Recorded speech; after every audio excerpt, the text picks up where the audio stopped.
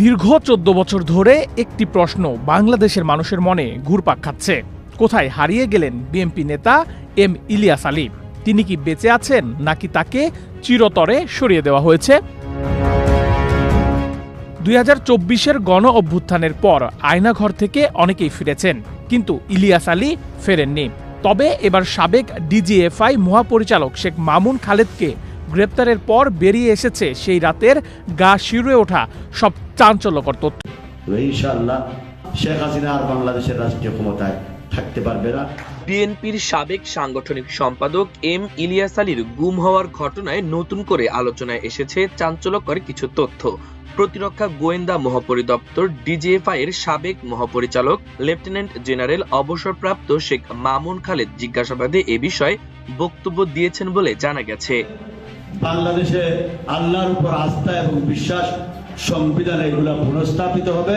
বিদেশিদের দাসত্বের শৃঙ্খলে বন্দী করে। আজকের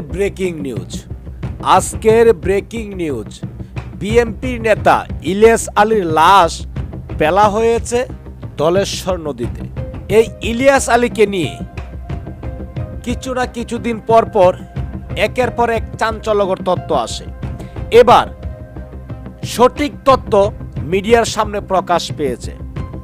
বাংলাদেশের সমস্ত গণমাধ্যম এবং সমস্ত অনলাইন পত্রিকা প্ল্যাটফর্মগুলোতে একই নিউজ, যেখানে ভারতের আদেশে, ভারতের হুকুমে শেখ হাসিনা নিজে থেকে ইলিয়াস আলীকে হত্যা করে ধলেশ্বর নদীতে ফেলে দিয়েছে।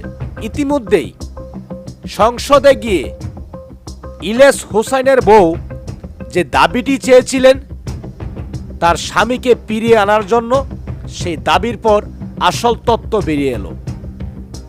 সেই ইলিয়াস আলী আওয়ামী লীগ ক্ষমতা থাকার অবস্থায় এমন একটি দেশের বিক্ষোভ করেছিল, প্রতিবাদ জানিয়েছিল। সেই দেশ থেকেই ইলিয়াস আলীকে হত্যার হুমকি এসেছিল।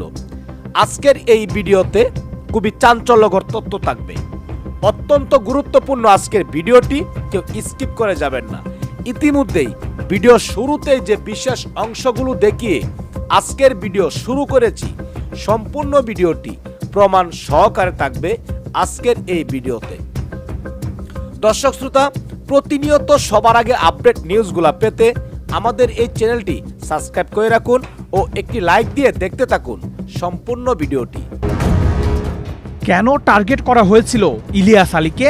শেখ মামুন খালেদের স্বীকারোক্তি অনুযায়ী ইলিয়াস আলী টিপাইমুখ বাঁধ এবং একটি প্রতিবেশী দেশের সাথে বাংলাদেশ ট্রানজিট চুক্তির বিরুদ্ধে কঠোর অবস্থান নিয়েছিলেন। এই আন্দোলনে সেই দেশটির জন্য বড় হুমকি হয়ে দাঁড়িয়েছিল। ফলে তৎকালীন সরকারের উচ্চ মহলের রোষানলে পড়েন তিনি। পরিকল্পনা করা হয় তাকে চিরতরে সরিয়ে দেওয়ার। মামুন খালেদ জানিয়েছেন, এই গুমের সংকেত দেওয়া হয়েছিল অনেক আগেই। সাবেক প্রধানমন্ত্রী শেখ হাসিনা নিজে তৎকালীন ডিজিএফআই প্রধান ও র্যাবের মহাপরিচালককে এই মিশন বাস্তবায়নের সরাসরি নির্দেশনা দেন। পুরো প্রক্রিয়ার নেতৃত্বে ছিলেন আলোচিত মেজর জেনারেল অবসরপ্রাপ্ত জিয়াউল আহসান। এই অপারেশনের জন্য র্যাব ও ডিজিএফআই এর একটি বিশেষ টিমকে আগে থেকেই ব্রিফিং দিয়ে তৈরি করা হয়েছিল।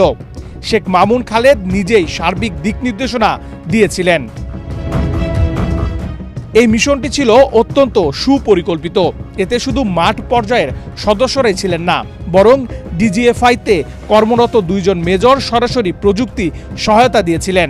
ইলিয়াস আলীর প্রতিটি পদক্ষেপ ডিজিটাল মনিটরিংয়ের মাধ্যমে ট্র্যাকিং করা হচ্ছিল, যা জিয়াউল আহসানের গুম স্কোয়াডকে নিখুঁতভাবে অপারেশন চালাতে সাহায্য করে। 17 এপ্রিল 2012 সন্ধ্যা থেকে তৎকালীন শেরাটন হোটেলে মিটিং শেষ করে রাত 11টায় বাসার দিকে রওনা হন ইলিয়াস আলী। তখন থেকেই তাকে ছায়ার মতো অনুসরণ করছিল জিয়াউল আহসানের টিমের একজন সদস্য। মহাখালী পার হয়ে বনানীর 2 নম্বর সড়কে পৌঁছাতেই তার গাড়ি থামিয়ে চালক আনসার সহ তাকে অপহরণ করা হয়।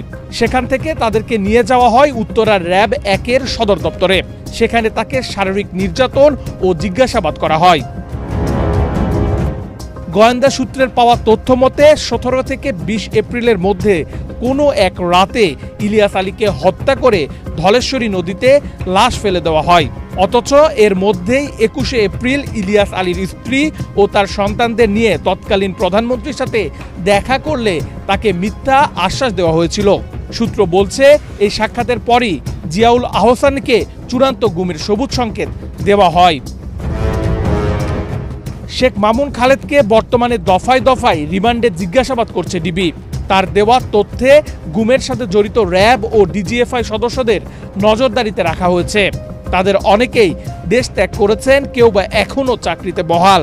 14 বছর পর জাতীয় সংসদে দাঁড়িয়ে তার স্ত্রী তাহসিনা রুশিদা লুনা যখন প্রশ্ন করেন আমার স্বামী কোথায়, সেই প্রশ্নের উত্তর আজও হয়তো ধলেশ্বরী নদীর গভীরে লুকিয়ে আছে।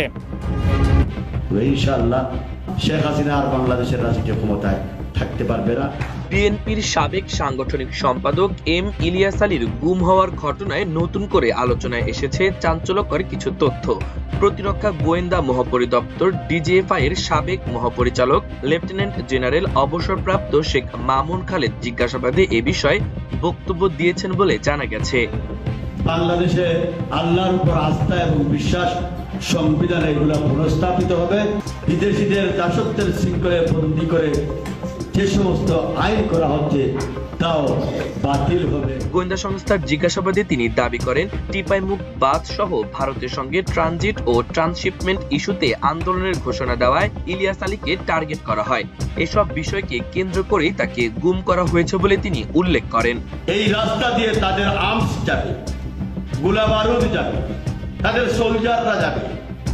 এবং আমার দেশের উপর দিয়ে তাদের রাস্তা দেওয়ার পর তাদের সোলজার তাদের গোলাবারুদ যদি যায়, ভারতের মতো বিশাল রাষ্ট্র, বাংলাদেশের মতো ছোট রাষ্ট্র, এই রাষ্ট্রের কোনো স্বাধীন অস্তিত্ব থাকবে বলে? তিনি আরো বলেন তৎকালীন সরকারের উচ্চ পর্যায়ের তথা প্রধানমন্ত্রী শেখ হাসিনার নির্দেশনাতেই পুরো ঘটনাটি বাস্তবায়িত হয় এবং এতে র্যাবের একটি দল অংশ নেয়। ঘটনার আগে ও পরে সংশ্লিষ্ট বিভিন্ন পর্যায়ের কর্মকর্তাদের সঙ্গে সমন্বয় করা হয়েছিল বলেও তিনি জানান। 2012 সালের 17 এপ্রিল রাতে রাজধানীর বনানী এলাকা থেকে নিজ গাড়ি চালক সহ নিখোঁজ হন ইলিয়াস আলী। সে সময় শেখ মামুন খালেদ ডিজিএফআই এর প্রধান হিসেবে দায়িত্ব পালন করছিলেন। বর্তমানে একটি হত্যা মামলায় গ্রেপ্তার হয়ে রিমান্ডে রয়েছেন শেখ মামুন খালেদ। ঢাকা মহানগর গোয়েন্দা পুলিশ তাকে জিজ্ঞাসাবাদ করছে। তদন্ত সংশ্লিষ্ট সূত্র জানায় জিজ্ঞাসাবাদে তিনি অতীতের বিভিন্ন আলোচিত ও বিতর্কিত ঘটনাবলী নিয়েও তথ্য দিচ্ছেন। প্রাথমিকভাবে নিজেকে নির্দোষ দাবি করলেও পরে তিনি স্বীকার করেন গুমের ঘটনায় ডিজিএফআই এর মেজর পর্যায়ের অন্তত 2 জন কর্মকর্তা প্রযুক্তিগত সহায়তা দিয়েছেন। এছাড়া আরো কয়েকজন সংশ্লিষ্ট কর্মকর্তা আগে থেকে বিষয়টি সম্পর্কে অবগত ছিলেন বলেও জানান তিনি। অন্যদিকে তদন্ত সংশ্লিষ্ট সূত্রগুলোর দাবি ডিজিএফআই এর তৎকালীন প্রধান হিসেবে তার নির্দেশনাতেই পুরো অভিযান পরিচালিত হয় এবং এতে ডিজিএফআই ও র্যাবের সমন্বয়ে একটি বিশেষ টিম অংশ নেয়। এছাড়া সাবেক প্রধানমন্ত্রী খালেদা জিয়াকে ঢাকা সেনানিবাসের বাসভবন থেকে উচ্ছেদের ঘটনা সহ আরো কিছু স্পর্শকাতর বিষয়ে তদন্তকারীদের কাছে তথ্য দিয়েছেন বলেও জানা গেছে। মামলার তদন্ত কর্মকর্তা প্রথম দফায় 5 দিনের রিমান্ড শেষে তাকে আদালতে হাজির করে পুনরায় রিমান্ডের আবেদন করলে আদালত 6 দিনের রিমান্ড মঞ্জুর করেন।